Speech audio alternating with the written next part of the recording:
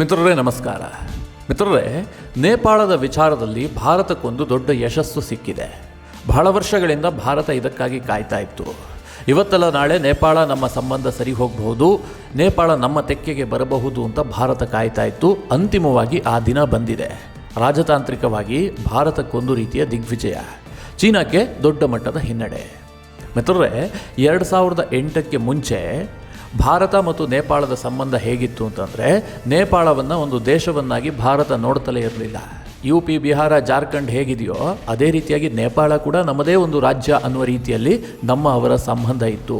ಕೊಡುಕೊಳ್ಳುವಿಕೆ ಅಷ್ಟು ಚೆನ್ನಾಗಿತ್ತು. ಆದರೆ 2008ರಲ್ಲಿ ನೇಪಾಳದಲ್ಲೊಂದು ಘಟನೆ ನಡೆಯುತ್ತೆ. ಅದೇನಂತಂದರೆ, ಪ್ರಜಾಪ್ರಭುತ್ವ ರಾಷ್ಟ್ರ ನೇಪಾಳದಲ್ಲಿ ಅಸ್ತಿತ್ವಕ್ಕೆ ಬರುತ್ತೆ. ಅಲ್ಲಿದ್ದಂತಹ ರಾಜಾಡಳಿತ ಕೊನೆಗೊಳ್ಳುತ್ತೆ. ಮಿತ್ರರೇ, ಇದನ್ನು ಕೇಳಿದಾಗ ನಿಮಗೇನಿಸುತ್ತೆ? ಇದು ಭಾರತದ ಫೇವರ್ ಆಗಿ ಆಗಿರೋದಲ್ವಾ? ನೇಪಾಳದಲ್ಲಿ ಪ್ರಜಾಪ್ರಭುತ್ವ ಜಾರಿ ಬರುತ್ತೆ ಅಂತಂದರೆ ಅದು ಭಾರತಕ್ಕೆ ಒಳ್ಳೆಯದೇ ಅಲ್ವಾ? ಭಾರತ ಒಂದು ವಿಶ್ವದ ಅತಿ ದೊಡ್ಡ ಪ್ರಜಾಪ್ರಭುತ್ವ ದೇಶ. ಹೀಗಾಗಿ ಇನ್ನೊಂದು ದೇಶದಲ್ಲಿ ಪ್ರಜಾಪ್ರಭುತ್ವ ಜಾರಿಗೆ ಬಂದರೆ ಅದು ಭಾರತಕ್ಕೆ ಅನುಕೂಲ ಅಲ್ವಾ? ಭಾರತ ಇದನ್ನೇ ಬಯಸೋದಲ್ವಾ? ಹೀಗೆಲ್ಲ ಪ್ರಶ್ನೆ ಬರುತ್ತೆ. ಮಿತ್ರರೇ, ಖಂಡಿತವಾಗ್ಲೂ ಅಲ್ಲ. ನೇಪಾಳದಲ್ಲಿ ರಾಜಾಡಳಿತ ಇದ್ದಾಗಲೇ ಭಾರತದ ಪರವಾಗಿ ನೇಪಾಳ ಇತ್ತು.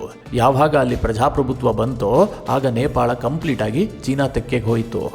ಯಾಕೆ ಅಂತ ಹೇಳ್ತೀನಿ ಕೇಳಿ. ನೇಪಾಳ ಹೆಸರಿಗಷ್ಟೇ ಅದು ಪ್ರಜಾಪ್ರಭುತ್ವಕ್ಕಾಗಿ ಹೋರಾಟ ಮಾಡಿದ್ದು, ಆದರೆ ಅದರ ಹಿಂದೆ ನಿಂತಿದ್ದು ಚೀನಾ ಅದು ಪ್ರಜಾಪ್ರಭುತ್ವದ ಹೆಸರಿನಲ್ಲಿ ಅಲ್ಲಿ ತನ್ನ ಸಿದ್ಧಾಂತದ ಸರ್ಕಾರವನ್ನು ಸ್ಥಾಪಿಸಲು ಮಾಡಿದಂತಹ ದೊಡ್ಡ ಹುನ್ನಾರ ಅದು. ಹೌದು ಮಿತ್ರರೇ, 2008ರಲ್ಲಿ ನೇಪಾಳ ಪ್ರಜಾಪ್ರಭುತ್ವ ರಾಷ್ಟ್ರವಾಗಿ ಹೊರಹೊಮ್ಮುತ್ತೆ. ಅಲ್ಲಿ ಚುನಾವಣಾ ಪ್ರಕ್ರಿಯೆಗಳು ಜಾರಿಗೆ ಬರುತ್ತೆ. ಇಂತಹ ಸಂದರ್ಭದಲ್ಲಿ ಅಲ್ಲಿ ಅಧಿಕಾರಕ್ಕೆ ಬಂದಿದ್ದು ಇಡೀ ಪ್ರಜಾಪ್ರಭುತ್ವ ಹೋರಾಟ ಮಾಡಿದಂತಹ ನೇಪಾಳದ ಕಮ್ಯುನಿಸ್ಟ್ ಪಾರ್ಟಿ. ಮಿತ್ರರೇ, ಈ ನೇಪಾಳದ ಕಮ್ಯುನಿಸ್ಟ್ ಪಾರ್ಟಿ ಚೀನಾ ಕಮ್ಯುನಿಸ್ಟ್ ಪಾರ್ಟಿಯ ಫೇವರ್ ಆಗಿದ್ದಂಥದ್ದು. ಹೀಗಾಗಿ ಅಲ್ಲಿನ ಸರ್ಕಾರ ಆರಂಭದಲ್ಲೇ ಚೀನಾ ಕಡೆಗೆ ವಾಲ್ಬಿಡುತ್ತೆ. ಬಹಳ ಇತಿಹಾಸದಿಂದಲೂ ಕೂಡ ನೇಪಾಳದಲ್ಲಿ ಯಾರೇ ಅಧಿಕಾರಕ್ಕೆ ಬರಲಿ, ಯಾರೇ ದೊಡ್ಡ ಹುದ್ದೆಯನ್ನು ಅಲಂಕರಿಸಲಿ, ಅವರು ಭಾರತಕ್ಕೆ ಭೇಟಿ ಕೊಡುವಂತಹ ಸಂಪ್ರದಾಯ ಇರುತ್ತೆ. ಅವರು ಮೊದಲು ಭಾರತಕ್ಕೆ ಬರ್ತಾಯಿದ್ರು. ಭಾರತದ ಪ್ರಧಾನಿಯನ್ನಾಗಲಿ, ಭಾರತದ ರಾಷ್ಟ್ರಪತಿಗಳನ್ನಾಗಲಿ, ಭಾರತದಲ್ಲಿ ಉನ್ನತ ಮಟ್ಟದ ನಾಯಕರನ್ನು ಭೇಟಿ ಮಾಡ್ತಾಯಿದ್ರು. ಎರಡು ದೇಶಗಳ ಸಂಬಂಧವನ್ನು ಇನ್ನೊಂದು ಹಂತಕ್ಕೆ ತೆಗೆದುಕೊಂಡು ಹೋಗಬೇಕು. ನೇಪಾಳಕ್ಕೆ ನೀವು ಸಹಾಯ ಮಾಡಬೇಕು, ನೇಪಾಳ ಭಾರತದಿಂದ ಈ ಎಲ್ಲ ಸಹಾಯವನ್ನು ಕೇಳುತ್ತೆ ಅಂತ ಅಲ್ಲಿನ ನಾಯಕರುಗಳು ಹೇಳ್ತಾ ಇದ್ರು. ಅಧಿಕಾರ ವಹಿಸಿಕೊಂಡವರು ಆ ರೀತಿಯಾಗಿ ಮಾಡುವಂಥದ್ದು ಸಂಪ್ರದಾಯ ಆಗಿತ್ತು.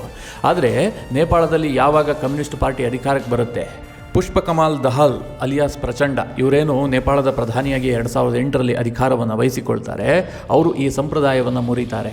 ಅವರು ಮೊದಲು ಭೇಟಿ ಕೊಟ್ಟಿದ್ದು ಚೀನಾಗೆ. ಚೀನಾದ ಸರ್ಕಾರದ ಜೊತೆಗೆ ಕೈ ಜೋಡಿಸ್ತಾರೆ.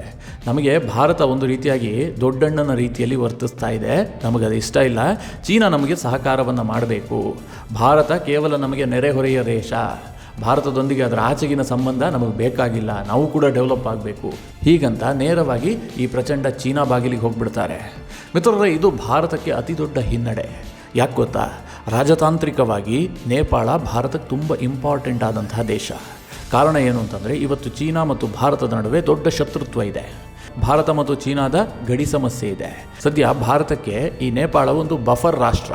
ಅಂದರೆ ಚೀನಾ ನಮಗೆ ನೇರವಾಗಿ ಎಂಟ್ರಿ ಆಗೋದಿಲ್ಲ. ನಾವು ನೇಪಾಳ ಮತ್ತು ಭಾರತದ ಗಡಿಯಲ್ಲಿ ದೊಡ್ಡ ಮಟ್ಟದ ಟೆನ್ಷನ್ ತೆಗೆದುಕೊಂಡು ಕಾಯುವಂತಹ ಅವಶ್ಯಕತೆ ಇಲ್ಲ.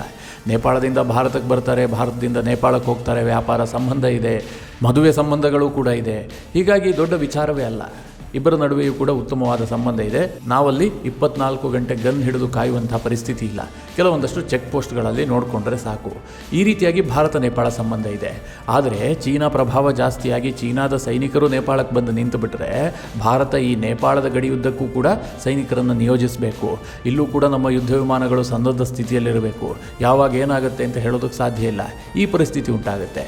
ಹೀಗಾಗಿ ಭಾರತ ಈ ನೇಪಾಳವನ್ನು ರಕ್ಷಿಸಿಕೊಂಡೇ ಬಂದಿದೆ. ಮಿತ್ರರೇ, ನೇಪಾಳಕ್ಕೂ ಕೂಡ ಬಹಳ ಭಯ ಇತ್ತು. ಅವರು 2008ರವರೆಗೂ ಕೂಡ ಚೀನಾ ಭಯದಿಂದಲೇ ಭಾರತದ ಜೊತೆಗೆ ಅತ್ಯುತ್ತಮ ಸಂಬಂಧವನ್ನು ಇಟ್ಟುಕೊಂಡಿದ್ರು. ಯಾಕೆ ಅವ್ರಿಗೆ ಭಯ ಅಂತಂದರೆ, ಟಿಬೆಟನ್ನು ಚೀನಾ ಕಬ್ಜಾ ಮಾಡಿಬಿಡ್ತು. ಮುಂದುವರೆದು ಅವರು ಇನ್ನಷ್ಟು ಪ್ರದೇಶವನ್ನು ಕಬ್ಜಾ ಮಾಡೋದಕ್ಕೂ ಕೂಡ ಅವರು ಮುಂದಾದರು. ಮುಖ್ಯವಾಗಿ ಭೂತಾನ್ ಮತ್ತು ನೇಪಾಳದ ಮೇಲೆ ಚೀನಾದ ಕಣ್ಣಿತ್ತು. ಆದರೆ ಇದಕ್ಕೆ ಭಾರತ ಅವಕಾಶ ಕೊಡೋದಿಲ್ಲ. ಭಾರತ ಒಂದು ಪ್ರಬಲವಾದ ದೇಶ. ಒಂದು ವೇಳೆ ನೇಪಾಳದ ಮೇಲೆ ಚೀನಾ ದಂಡೆತ್ತಿ ಬಂದಿದ್ದೆ ಆದರೆ ಭಾರತ ಜಾಗತಿಕ ಶಕ್ತಿಯನ್ನು ಸಂಘಟಿಸಿ ನೇಪಾಳವನ್ನು ರಕ್ಷಿಸುತ್ತೆ. ಈ ಒಂದು ನಂಬಿಕೆ ನೇಪಾಳಿಗರಿಗಿತ್ತು. ಹೀಗಾಗಿ ಅವರು 2008ರವರೆಗೂ ಕೂಡ ಭಾರತದ ಜೊತೆಗೆ ಉತ್ತಮವಾದ ಸಂಬಂಧವನ್ನು ಇಟ್ಟುಕೊಂಡಿದ್ರು. ಆದರೆ ನಂತರದಲ್ಲಿ ಬಂದಂತಹ ಆಡಳಿತ ವ್ಯವಸ್ಥೆ ಚೀನಾ ಕಡೆಗೆ ವಾಲ್ತು. ಇದು ಭಾರತಕ್ಕೆ ರಾಜತಾಂತ್ರಿಕ ಹಿನ್ನಡೆ ಆಗಿತ್ತು. ಮಿತ್ರರೇ, ಬಹಳಷ್ಟು ಭಾರತ ವರ್ಕೌಟ್ ಮಾಡೋದಕ್ಕೆ ನೋಡ್ತು, ಆದರೆ ಇದರಲ್ಲಿ ಯಶಸ್ಸು ಕಂಡಿಲ್ಲ. ಯಶಸ್ಸು ಕಾಣೋದಿರಲಿ, ನೇಪಾಳ ಮತ್ತು ಭಾರತದ ಸಂಬಂಧ ಶಾಶ್ವತವಾಗಿ ಹಳಸಿ ಹೋಗುವಂಥ ಹಂತಕ್ಕೆ ಬಂತು. ಇದಕ್ಕೇನು ಕಾರಣ ಅಂತಂದರೆ, ನೇಪಾಳದಲ್ಲಿ ಪ್ರಚಂಡ ಏನೋ ಚೀನಾ ಪರವಾಗಿದ್ದರೂ ಓಕೆ, ಆದರೆ ಇವರ ನಂತರದಲ್ಲಿ ಬಂದಂತಹ ಪ್ರಧಾನಿ KP ಶರ್ಮಾ ಓಲಿ ಇವರಂತೂ ಚೀನಾದ ಕೈಗೊಂಬೆ. ಇವರೇನು ಚೀನಾ ಹೇಳುತ್ತೋ ಅದನ್ನು ಮಾಡ್ತಾಯಿದ್ರು. ಚೀನಾದ ರಾಯಭಾರಿ ನೇಪಾಳದ ಪ್ರಧಾನಿ ಅನ್ನುವಷ್ಟರ ಮಟ್ಟಿಗೆ ಅಲ್ಲಿ ಆಧಿಪತ್ಯವನ್ನು ಸಾಧಿಸುವಂತಾಗಿತ್ತು. ನಾನು ಹೇಳೋದು ಗೊತ್ತಾಗ್ತಿದೆಯಲ್ಲ ಮಿತ್ರರೇ, ಚೀನಾದ ರಾಯಭಾರಿ ನೇಪಾಳದಲ್ಲಿ ಇರ್ತಾರಲ್ಲ, ಅವರೇ ಅಲ್ಲಿನ ಪ್ರಧಾನಿ ಏನ ಅನ್ನುವಷ್ಟರ ಮಟ್ಟಿಗೆ ಚೀನಾ ಅಲ್ಲಿ ಹಸ್ತಕ್ಷೇಪ ಮಾಡ್ತಾ ಇತ್ತು. ಅವರೇನು ಹೇಳ್ತಾರೋ ಅದನ್ನೇ ನೇಪಾಳದ ಪ್ರಧಾನಿ KP ಶರ್ಮಾ ಓಲಿ ಕೇಳ್ತಾ ಇದ್ರು. ಹೀಗೆ ಕಳೆದ ಒಂದು 15 ವರ್ಷದಿಂದ ನಡೆದುಕೊಂಡು ಬರ್ತಾ ಇತ್ತು. ಭಾರತಕ್ಕಿದು ಬಹಳ ದೊಡ್ಡ ಹಿನ್ನಡೆ. ಇವತ್ತು ಮಿತ್ರರೇ, ಶ್ರೀಲಂಕಾ ಕೂಡ ಚೀನಾದ ಕೈಗೊಂಬೆ ಆಗಿದೆ. ಪಾಕಿಸ್ತಾನವಂತೂ ನಾನು ಹೇಳೋದೇ ಬೇಕಾಗಿಲ್ಲ. ಯಾವ ರೀತಿಯಾಗಿ ಚೀನಾ ಹೇಳದಂತೆ ಕುಣಿಯುತ್ತೆ ಪಾಕಿಸ್ತಾನ ಅಂತ ನಿಮ್ಗೆ ಗೊತ್ತಿರುವಂತಹ ವಿಚಾರ. ಇನ್ನುಳಿದಂತೆ ಭಾರತದ ಪಕ್ಕದಲ್ಲಿರುವಂತಹ ಮಯನ್ಮಾರನ್ನು ಕೂಡ ಚೀನಾ ಕೈಗೊಂಬೆ ಮಾಡ್ಕೊಳ್ಳೋದಕ್ಕೆ ಬಹಳಷ್ಟು ಪ್ರಯತ್ನ ಮಾಡ್ತಾ ಇದೆ. ಅದರಲ್ಲಿ ಒಂದಷ್ಟು ಯಶಸ್ಸನ್ನು ಕೂಡ ಗಳಿಸಿದೆ. ಬಾಂಗ್ಲಾದೇಶ ಇದುವರೆಗೂ ಕೂಡ ಚೀನಾದ ಕೈಗೊಂಬೆ ಆಗಿಲ್ಲ. ಅವರೊಂದು ಸ್ವತಂತ್ರ ನಿಲುವನ್ನು ಹೊಂದಿದ್ದಾರೆ. ಅವರು ಸ್ವಲ್ಪ ಹೆಚ್ಚಾಗಿ ಭಾರತವನ್ನೇ ಅವಲಂಬಿಸಿದ್ದಾರೆ. ಯಾಕೆ ಅಂತಂದರೆ ಭೌಗೋಳಿಕವಾಗಿ ಅವರಿಗೆ ಅದು ಅನಿವಾರ್ಯವೂ ಕೂಡ ಹೌದು. ನೇಪಾಳ ಹೀಗೆ ಇತ್ತು, ಆದರೆ ಕಳೆದ 15 ವರ್ಷದಲ್ಲಿ ನೇಪಾಳದ ಸ್ಥಿತಿಗತಿ ಬದಲಾಯಿತು. ಮಿತ್ರರೇ, ಈಗ ಭಾರತಕ್ಕೆ ಒಂದು ದೊಡ್ಡ ದಿಗ್ವಿಜಯ ಸಿಕ್ಕಿದೆ. ನೇಪಾಳ ಮತ್ತೆ ಭಾರತದ ತೆಕ್ಕೆಗೆ ಬರ್ತಾ ಇದೆ. ಇದು ಹೇಗೆ ಅಂತ ಹೇಳ್ತೀನಿ ಕೇಳಿ. ನೇಪಾಳದಲ್ಲಿ ಕಳೆದ ಡಿಸೆಂಬರ್ನಲ್ಲಿ ಎಲೆಕ್ಷನ್ ಆಯಿತು. ಈ ಎಲೆಕ್ಷನ್ನಲ್ಲಿ ಪ್ರಚಂಡ ನೇತೃತ್ವದ ಕಮ್ಯುನಿಸ್ಟ್ ಪಾರ್ಟಿ ಏನಿದೆ ಹೀನಾಯವಾಗಿ ಸೋತೋಯಿತು. ಅವರಿಗೆ ಅಧಿಕಾರ ಸಿಗುವಂಥ ಚಾನ್ಸಸ್ಸೇ ಇರಲಿಲ್ಲ. ಆದರೆ ನೇಪಾಳಿ ಕಾಂಗ್ರೆಸ್ ಬೆಂಬಲದೊಂದಿಗೆ ಪ್ರಚಂಡ ಮತ್ತೆ ಪ್ರಧಾನಿಯಾದರು. ಇದೊಂದು ಅಚ್ಚರಿಯ ರಾಜಕೀಯ ವಿದ್ಯಮಾನ. ಚೀನಾ ಯಾವ ಕಾರಣಕ್ಕೂ ಕೂಡ ಹಾಗೆ ಅಂದುಕೊಂಡಿರಲಿಲ್ಲ. ತನ್ನ ಕೈಗೊಂಬೆ ಸರ್ಕಾರವೇ ನೇಪಾಳದಲ್ಲಿ ಮತ್ತೆ ಬರುತ್ತೆ ಅಂತ ಅಂದುಕೊಂಡಿದ್ರು. ಪ್ರಚಂಡ ನೇತೃತ್ವದ ಕಮ್ಯುನಿಸ್ಟ್ ಪಾರ್ಟಿಗೆ ಬಹುಮತ ಬಂದಿದ್ದರೆ ಚೀನಾ ಇನ್ನಷ್ಟು ಕಂಟ್ರೋಲ್ ಮಾಡ್ತಿತ್ತೇನೋ. ಆದರೆ ಹಾಗಾಗಲಿಲ್ಲ. ಏನಾಯ್ತಲ್ಲಿ, ನೇಪಾಳಿ ಕಾಂಗ್ರೆಸ್ ಪಾರ್ಟಿಯ ಬೆಂಬಲದೊಂದಿಗೆ ಪ್ರಚಂಡ ಅಧಿಕಾರಕ್ಕೆ ಏರಿದ್ರು. ಮಿತ್ರರೇ, ಈ ನೇಪಾಳಿ ಕಾಂಗ್ರೆಸ್ ಇದೆಯಲ್ಲ, ಇದು ಭಾರತಕ್ಕೆ ಅತ್ಯಂತ ಫೇವರ್ ಆದಂಥ ಪಾರ್ಟಿ. ಇವರ ನಿಲುವುಗಳು ಭಾರತದ ಪರವಾಗಿದೆ. ಇವರು ಯಾವತ್ತೂ ಕೂಡ ಭಾರತವನ್ನು ವಿರೋಧಿಸೋದೇ ಇಲ್ಲ. ನೇಪಾಳ ಮತ್ತು ಭಾರತದ ಸಂಬಂಧ ಅಣ್ಣ ತಮ್ಮಂದಿರ ಸಂಬಂಧದಂತೆ ಇರಬೇಕು ಅಂತ ಈ ನೇಪಾಳಿ ಕಾಂಗ್ರೆಸ್ ಬಯಸುತ್ತೆ. ಬಹಳ ಹಿಂದಿನಿಂದಲೂ ಕೂಡ ಈ ಸಂಪ್ರದಾಯ ಸಂಬಂಧ ಇದೇ ರೀತಿಯಾಗಿ ಬೆಳ್ಕೊಂಡು ಬಂದಿದೆ. ಈ ನೇಪಾಳಿ ಕಾಂಗ್ರೆಸ್ಗೂ ಮತ್ತು ನೇಪಾಳಿ ಕಮ್ಯುನಿಸ್ಟ್ ಪಾರ್ಟಿಗೂ ದೊಡ್ಡ ವಿರೋಧ ಇತ್ತು, ಸೈದ್ಧಾಂತಿಕವಾಗಿ ವಿರೋಧ. ಇವರು ಯಾವತ್ತೂ ಕೂಡ ಒಪ್ಕೊಂಡವರಲ್ಲ. ಆದರೆ ಪ್ರಚಂಡಗೆ ಯಾವ ರೀತಿಯ ಸನ್ನಿವೇಶ ಬಂತು ಅಂತಂದರೆ, ನೇಪಾಳಿ ಕಾಂಗ್ರೆಸ್ ಬೆಂಬಲದೊಂದಿಗೆ ಅಧಿಕಾರ ನಡೆಸುವಂತಹ ಸನ್ನಿವೇಶ ಕಳೆದ ಡಿಸೆಂಬರ್ನಲ್ಲಿ ನಡೆದಂತಹ ಎಲೆಕ್ಷನ್ನಲ್ಲಿ ಬಂತು. ಹೀಗಾಗಿ ಅವರು ಪ್ರಧಾನಿ ಆದರು. ಮಿತ್ರರೇ, ಪ್ರಧಾನಿಯಾಗಿ ಇದುವರೆಗೂ ಕೂಡ ಅವರು ಒಂದೇ ಒಂದು ವಿದೇಶ ಪ್ರವಾಸವನ್ನು ಮಾಡಿರಲಿಲ್ಲ. ಆದರೆ ಈಗ ಮೊಟ್ಟ ಮೊದಲ ಬಾರಿಗೆ ಭಾರತ ಪ್ರವಾಸವನ್ನು ಕೈಗೊಂಡಿದ್ದಾರೆ. ಮೇ 31ನೇ ತಾರೀಕು ಭಾರತಕ್ಕೆ ಪ್ರಚಂಡ ಬಂದಿಳಿದಿದ್ದಾರೆ. ಇದಾದ ಬಳಿಕ ಭಾರತದ ಪ್ರಧಾನಿ ನರೇಂದ್ರ ಮೋದಿ, ಭಾರತದ ರಾಷ್ಟ್ರಪತಿಗಳು, ಉಪರಾಷ್ಟ್ರಪತಿಗಳು ಹೀಗೆ ಹಲವರ ಭೇಟಿಯನ್ನು ಮಾಡ್ತಾ ಇದ್ದಾರೆ. ಜೊತೆಗೆ ಭಾರತದ ಕೆಲ ಧಾರ್ಮಿಕ ಸ್ಥಳಗಳಿಗೂ ಕೂಡ ಪ್ರಚಂಡ ಭೇಟಿ ಕೊಡುವವರಿದ್ದಾರೆ. ಒಟ್ಟು 4 ದಿನಗಳ ಕಾಲ ಭಾರತದಲ್ಲೇ ಇರ್ತಾರೆ. ಈ ಭೇಟಿ ತೀರಾ ಮಹತ್ವವನ್ನು ಪಡೆದುಕೊಂಡಿದೆ. ಅಂದರೆ ಮತ್ತೆ ನೇಪಾಳದ ಪ್ರಧಾನಿ ಭಾರತದ ಕಡೆಗೆ ಮುಖ ಮಾಡಿದ್ದಾರೆ. ಇದಕ್ಕೇನು ಕಾರಣ ಅಂತಂದರೆ ನೇಪಾಳಿ ಕಾಂಗ್ರೆಸ್. ನಾನಾಗಲೇ ಹೇಳಿದೆ, ನೇಪಾಳಿ ಕಾಂಗ್ರೆಸ್ ಭಾರತದ ಪರವಾಗಿದ್ದಂತಹ ಪಕ್ಷ. ಆ ಪಕ್ಷದ ಬೆಂಬಲದೊಂದಿಗೆ ಇವರು ಪ್ರಧಾನಿಯಾಗಿರೋದ್ರಿಂದಾಗಿ ಸಹಜವಾಗಿ ಭಾರತವನ್ನು ದೂರ ಮಾಡೋದಕ್ಕೆ ಸಾಧ್ಯ ಇಲ್ಲ. ನೇಪಾಳದ ರಾಜತಾಂತ್ರಿಕ ನಿಲುವುಗಳೇ ಬದಲಾಗುವಂತಹ ಸನ್ನಿವೇಶಕ್ಕೆ ಬಂದಿದೆ. ಮಿತ್ರರೇ, ಭಾರತ ಏನು ಮಾಡಬಹುದು? ಭಾರತ ನೇಪಾಳಕ್ಕೆ ಹೆಚ್ಚಾಗಿ ಸಹಕಾರವನ್ನು ಮಾಡಬಹುದು. ಈಗಲೂ ಕೂಡ ಮಾಡ್ತಾ ಇದೆ. ಅವರ ನಮ್ಮ ಸಂಬಂಧ ಹದಗೆಟ್ಟರೂ ಕೂಡ ಭಾರತ ನಿರಂತರವಾಗಿ ನೇಪಾಳಕ್ಕೆ ಸಹಾಯವನ್ನು ಮಾಡ್ತಾ ಇದೆ. ಮಿತ್ರರೇ, 2018ರಲ್ಲಿ ದೊಡ್ಡ ಮಟ್ಟದಲ್ಲಿ ನೇಪಾಳ ಮತ್ತು ಭಾರತ ನಡುವೆ ಸಂಘರ್ಷ ಉಂಟಾಯಿತು. ಯಾಕೆ ಅಂತಂದರೆ 2015ರಲ್ಲಿ ಮಾದೇಶಿ ಜನಾಂಗ ಬಿಕ್ಕಟ್ಟು ಉಂಟಾಯಿತು ಎರಡೂ ದೇಶಗಳ ನಡುವೆ. ಆಗ KP ಶರ್ಮಾ ಓಲಿ ಭಾರತದ ವಿರುದ್ಧವಾಗಿ ಒಂದಷ್ಟು ನಿರ್ಧಾರವನ್ನು ಕೈಗೊಂಡರು. ಇಂತಹ ಸಂದರ್ಭದಲ್ಲಿ ಭಾರತ ಕೂಡ ದಿಟ್ಟ ಪ್ರತ್ಯುತ್ತರ ಕೊಡ್ತು. ನೇಪಾಳದವರು ಇನ್ನೇನೇ ಮಾಡಿದ್ರು ಸಹಿಸಿಕೊಳ್ಳೋದಕ್ಕೆ ಸಾಧ್ಯ ಇಲ್ಲ ಅಂಥೇಳಿ ಭಾರತ ನೇಪಾಳಕ್ಕೆ ಕಳುಹಿಸುತ್ತಿದ್ದಂತಹ ಪೆಟ್ರೋಲನ್ನು ಬಂದ್ ಮಾಡಿತು. ಆಹಾರ ಉತ್ಪನ್ನಗಳನ್ನು ಕೂಡ ತಡೆ ಹಿಡಿತು. ಎಲ್ಲದಕ್ಕೂ ಕೂಡ ನಿರ್ಬಂಧ ವಿಧಿಸಿತು. ಈ ಸಂದರ್ಭದಲ್ಲಿ ನೇಪಾಳ ಬಹಳಷ್ಟು ಸಂಕಷ್ಟಕ್ಕೆ ಸಿಕ್ಕಾಕೊಂತು. ಎಲ್ಲದಕ್ಕೂ ಕೂಡ ಅವರು ಚೀನಾವನ್ನೇ ನೆಚ್ಚಿಕೊಳ್ಳುವಂತಹ ಪರಿಸ್ಥಿತಿ ಉಂಟಾಯಿತು. ಯಾಕೆ ಅಂತಂದರೆ ಅವರು ಭೌಗೋಳಿಕವಾಗಿ ಈ 2 ದೇಶಗಳನ್ನೇ ನೆಚ್ಚಿಕೊಳ್ಬೇಕು. ಅವರಿಗೆ ಸಮುದ್ರ ಮಾರ್ಗ ಇಲ್ಲ, ಬೇರೆ ಯಾವುದೋ ದೇಶದ ಜೊತೆಗೆ ಈಸಿಯಾಗಿ ವ್ಯಾಪಾರ ಮಾಡ್ತೀವಿ ಅಂತ.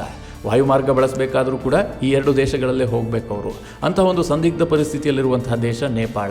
ಈ ಸಂದರ್ಭದಲ್ಲಿ ನೇಪಾಳಕ್ಕೆ ಬಹಳಷ್ಟು ತೊಡಕಾಯಿತು. ಆದರೂ ಕೂಡ ನೇಪಾಳದ ಪ್ರಧಾನಿಯಾಗಿದ್ದಂತಹ KP ಶರ್ಮಾ ಓಲಿ ಚೈನಾ ಪರವಾಗಿ ಇದ್ದರು. ಈಗ ಈ ಪ್ರಚಂಡ ಭಾರತದೊಂದಿಗೆ ಉತ್ತಮ ಸಂಬಂಧವನ್ನು ಬೆಳೆಸಿಕೊಳ್ಳಲು ಮುಂದಾಗ್ತಾ ಇದ್ದಾರೆ. ಮಿತ್ರರೇ, ಈ ಎಲೆಕ್ಷನ್ ಆಗೋದಕ್ಕೂ ಕೆಲ ತಿಂಗಳ ಮುಂಚೆ ಇವರು ಭಾರತಕ್ಕೆ ಬಂದಿದ್ದರು. ಆ ಸಂದರ್ಭದಲ್ಲಿ ಅವರು ಭಾರತದಲ್ಲಿ ಭೇಟಿಯಾಗಿದ್ದು ಭಾರತದ ಪ್ರಧಾನಿಯನ್ನಲ್ಲ, ಭಾರತದ ರಾಷ್ಟ್ರಪತಿಗಳನ್ನಲ್ಲ, ಭಾರತದಲ್ಲಿ ಅಧಿಕಾರದಲ್ಲಿರುವಂತಹ BJP ಪಾರ್ಟಿಯ ಪ್ರೆಸಿಡೆಂಟ್ ಅಂದರೆ JP ನಡ್ಡಾ ಅವರನ್ನು ಭೇಟಿಯಾಗಿ ಹೋಗಿದ್ದರು. ಇದು ನೇಪಾಳದಲ್ಲಿ ಬಹಳಷ್ಟು ಚರ್ಚೆಗೆ ಕಾರಣ ಆಗಿತ್ತು.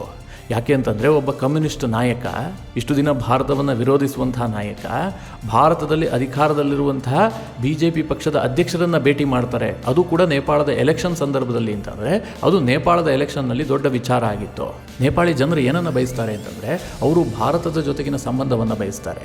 ಯಾಕೆ ಅಂತಂದರೆ ಅವರಿಗೆ ಇದೇ ಲಾಭದಾಯಕ. ಇವತ್ತು ನೇಪಾಳಿಗರಿಗೆ ದೊಡ್ಡ ಮಟ್ಟದಲ್ಲಿ ಉದ್ಯೋಗ ಕೊಡುವಂತಹದ್ದು ಭಾರತವೇ. ಅವರು ಭಾರತಕ್ಕೆ ಈಸಿಯಾಗಿ ಬರ್ತಾರೆ, ಯಾವುದೇ ವೀಸಾ ಪಾಸ್ಪೋರ್ಟು ಇದು ಎಲ್ಲದರ ಕಿರಿಕಿರಿ ಮುಕ್ತವಾಗಿ ಅವರು ಭಾರತಕ್ಕೆ ಎಂಟ್ರಿ ಆಗ್ತಾರೆ, ಭಾರತದಲ್ಲಿ ಕೆಲಸ ತೆಗೆದುಕೊಳ್ತಾರೆ, ಭಾರತೀಯರೊಂದಿಗೆ ಸಂಬಂಧವನ್ನು ಬೆಳೆಸ್ತಾರೆ, ಭಾರತದೊಂದಿಗೆ ವ್ಯಾಪಾರವನ್ನು ಮಾಡ್ತಾರೆ. ಹೀಗಾಗಿ ನೇಪಾಳಕ್ಕೆ ಇದು ಲಾಭದಾಯಕ. ಒಂದು ವೇಳೆ ಇದೆಲ್ಲದೂ ಕೂಡ ರೆಸ್ಟ್ರಿಕ್ಷನ್ಗೆ ಒಳಪಡ್ತು ಅಂತಂದರೆ ನೇಪಾಳದ ಎಕಾನಮಿಗೆ ದೊಡ್ಡ ಹೊಡೆತ ಕೊಡುತ್ತೆ. ಆದರೆ ಇವರು ಚೀನಾದ ಕಲ್ಲರ್ ಕಾಗೆಯನ್ನು ನೋಡಿಬಿಟ್ಟು ನಮಗೆ ಭಾರತಕ್ಕಿಂತ ಚೀನಾ ಲಾಭದಾಯಕ ಅಂತ ಅನಿಸೋದಕ್ಕೆ ಶುರುವಾಗಿತ್ತು. ಈ ಪ್ರಚಂಡಗೂ ಇಷ್ಟು ವರ್ಷಗಳ ಕಾಲ ಹಾಗೆ ಅನಿಸಿದ್ದು. ಈಗ ಜ್ಞಾನೋದಯ ಆಗಿದೆ. ಈಗ ತಮ್ಮ ಸರ್ಕಾರದ ನಿಲುವುಗಳನ್ನು ಭಾರತದ ಕಡೆಗೆ ಮುಖ ಮಾಡುವಂತೆ ಮಾಡಿದ್ದಾರೆ. ಮಿತ್ರರೇ, ಭಾರತ ನೇಪಾಳಕ್ಕೆ ಒಂದಷ್ಟು ಸಹಾಯವನ್ನು ಮಾಡಿ ನೇಪಾಳವನ್ನು ಆರ್ಥಿಕವಾಗಿ ಸುಭದ್ರವಾದಂತಹ ದೇಶವನ್ನು ಮಾಡಿದ್ದೇ ಆದರೆ ನೇಪಾಳ ಭಾರತದೊಂದಿಗೆ ಉತ್ತಮ ಸಂಬಂಧವನ್ನು ಉಳಿಸಿಕೊಳ್ಳುತ್ತೆ. ಮಿತ್ರರೇ, ಈಗ ಭಾರತದ ಜವಾಬ್ದಾರಿ ಕೂಡ ಇದೆ. ನೇಪಾಳವನ್ನು ತನ್ನ ತೆಕ್ಕೆಯಲ್ಲೇ ಉಳಿಸಿಕೊಳ್ಳುವಂತಹ ಜವಾಬ್ದಾರಿ ಭಾರತಕ್ಕಿದೆ. ಇದನ್ನು ಭಾರತ ಹೇಗೆ ಮಾಡುತ್ತೆ ಅನ್ನುವಂಥದ್ದನ್ನು ಕಾದು ನೋಡಬೇಕು. ಸದ್ಯಕ್ಕಂತೂ ಈ ಬೆಳವಣಿಗೆ, ನೇಪಾಳದ ಪ್ರಧಾನಿ ಪ್ರಚಂಡ ಭಾರತಕ್ಕೆ ಭೇಟಿ ಕೊಡ್ತಿರುವಂತಹದ್ದು, ಇಲ್ಲೇ 4 ದಿನಗಳ ಕಾಲ ವಿವಿಧ ಸಭೆಗಳಲ್ಲಿ ಭಾಗಿಯಾಗ್ತಿರೋದು ಚೀನಾಕ್ಕೆ ಸ್ವಲ್ಪ ಇರುಸು ಮುರುಸಿಗೆ ಕಾರಣ ಆಗಿದೆ. ಚೀನಾಗೆ ಇದೊಂಥರ ಹಿನ್ನಡೆ. ಭಾರತದ ಇತ್ತೀಚಿನ ರಾಜತಾಂತ್ರಿಕ ನಿಲುವುಗಳು ಚೀನಾಗೆ ದೊಡ್ಡ ಮಟ್ಟದ ಇರಿಸು ಮುರುಸಿಗೆ ಕಾರಣ ಆಗ್ತಾ ಇದೆ. ಒಂದು ಕಡೆ ಗ್ಲೋಬಲ್ ಸೌತ್ನ ನಾಯಕತ್ವ ಭಾರತಕ್ಕೆ ಸಿಗಬೇಕು ಅಂತ ಹೇಳಿ ದ್ವೀಪ ರಾಷ್ಟ್ರಗಳ ಒಕ್ಕೂಟ ಹೇಳುತ್ತೆ. ಇನ್ನೊಂದು ಕಡೆಯಲ್ಲಿ ನೇಪಾಳ ಭಾರತದ ಕಡೆಗೆ ಮುಖ ಮಾಡ್ತಾ ಇದೆ. ಅತ್ತ ಅಮೆರಿಕ ನ್ಯಾಟೋ ಪ್ಲಸ್ ಅನ್ನು ಭಾರತ ಸೇರ್ಕೊಳ್ಳಿ ಅಂತ ಹೇಳಿ ಭಾರತಕ್ಕೆ ಆಹ್ವಾನವನ್ನು ಕೊಡ್ತಾ ಇದೆ. ಇದೆಲ್ಲದನ್ನು ನೋಡ್ತಾ ಇದ್ದಂತಹ ಚೀನಾಗೆ ಈಗ ಸ್ವಲ್ಪ ಟೆನ್ಷನ್ ಶುರುವಾಗಿದೆ. ಭಾರತ ತನ್ನ ರಾಜತಾಂತ್ರಿಕ ಪಟ್ಟುಗಳನ್ನು ಬಿಗಿಗೊಳಿಸ್ತಾ ಇದೆ. ಭಾಳ ಸ್ಟ್ರಾಂಗ್ ಆದಂತಹ ರಾಜತಾಂತ್ರಿಕ ನಿಲುವನ್ನು ಭಾರತ ಅನುಸರಿಸ್ತಾ ಇದೆ ಅಂತ ಚೀನಾಗೆ ಅನಿಸೋದಕ್ಕೆ ಶುರುವಾಗಿದೆ. ಮುಂದೆ ಚೀನಾ ಇದಕ್ಕೆ ಏನು ಪ್ರತಿತಂತ್ರ ಹೂಡುತ್ತೆ ಕಾದು ನೋಡಬೇಕಷ್ಟೇ. ಮಿತ್ರರೇ, ನಿಮಗೇನು ಅನಿಸುತ್ತೆ? ನೇಪಾಳ ಮತ್ತು ಭಾರತದ ಸಂಬಂಧ ಯಾವ ರೀತಿಯಾಗಿರಬೇಕು? ನಿಮ್ಮ ಅನಿಸಿಕೆ ಅಭಿಪ್ರಾಯವನ್ನು ಕಮೆಂಟ್ ಮಾಡುವ ಮೂಲಕ ನಮಗೆ ತಿಳಿಸಿ. ಹಾಗೆ ನಿಮಗೆ ಈ ವಿಡಿಯೋ ಇಷ್ಟವಾದರೆ ಲೈಕ್ ಮಾಡಿ. ಜೊತೆಗೆ ನೀವಿನ್ನೂ ನಿಮ್ಮ ನೆಚ್ಚಿನ ಸಂಸ್ಕಾರ ಸೌರಭ ಯೂಟ್ಯೂಬ್ ಚಾನಲ್ನ ಸಬ್ಸ್ಕ್ರೈಬ್ ಮಾಡಿಲ್ಲ ಅಂತಾದರೆ ಈ ಕೂಡಲೇ ಸಬ್ಸ್ಕ್ರೈಬ್ ಮಾಡಿ. ಮುಂದಿನ ಎಲ್ಲ ಅಪ್ಡೇಟ್ಗಳ ನೋಟಿಫಿಕೇಷನ್ಗಾಗಿ ಬೆಲ್ ಐಕಾನ್ ಒತ್ತಿ.